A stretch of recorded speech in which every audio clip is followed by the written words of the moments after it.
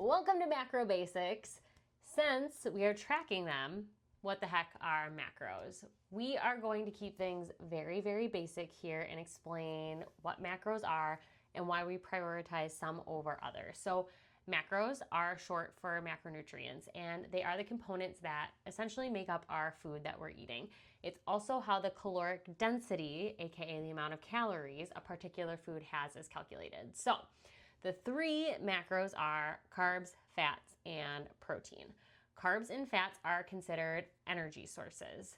They are what our bodies use to do day-to-day functions as well as exercise and get us out of danger, as well as burn fat for fuel, etc., etc. Carbs, in particular, have 4 calories per gram, and fats have 9 calories per gram, which doesn't make one better or worse than the other. Over or under eating on either of these macronutrients is what creates an energy surplus, which is what can lead to us storing body fat. Or under eating on them, which is also known as calorie deficit, which leads to fat loss. It means that our body has to rely on its fat stores to create additional energy for our bodies to function day to day. Then protein is what we call our builder macro. It is needed to create every cell in our bodies, including muscle tissue. Protein has 4 calories per gram. Under eating on protein can actually cause poor muscle skeletal tissue. It can worsen bone density.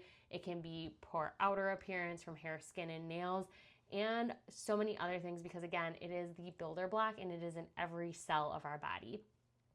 So it is also very hard to overeat, since our body will find a way to use that protein, and it does take longer for our body to digest.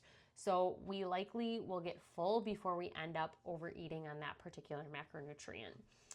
The big thing here to, again, remember is that none of them are bad and none of them need to be cut out of our diet. Unless you have a medical condition that makes it hard for your body to process one of them, it's all about adequate protein and personal preference between carbs and fats. There are some thresholds for making sure that we have enough of both for proper hormonal function and proper day-to-day functions, but in general, it's truly, do we tend to like things like cheese and peanut butter more, or do we tend to like things like pasta and bread more, and how we work that into our day-to-day.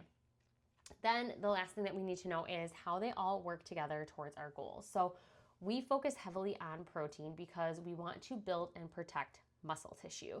Muscle is our most metabolic tissue on our body, so maintaining and improving it also improves our metabolism. That's also how you see muscle as you lose body fat. We can't see what isn't there. So this makes managing our weight goals much easier. It keeps our bodies in a building phase throughout the day, and it makes sure that we actually get the appearance that we want.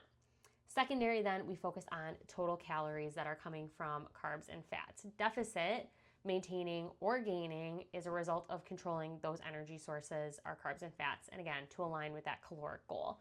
So protein will almost always stay around the same range no matter what the goal is. So that's going to be around 1 gram per pound of ideal body weight for someone of your stature. Again, this is not 100% one size fits all, but that is where that number typically comes from. And then carbs and fats will go up and down depending on if the goal is fat loss, maintaining, or muscle gain. So total calories between all of our macronutrients is what makes the scale go up or down. And then calories paired with enough protein determines how we look or feel throughout that process. So that is Macros 101. Let me know if you have any additional questions.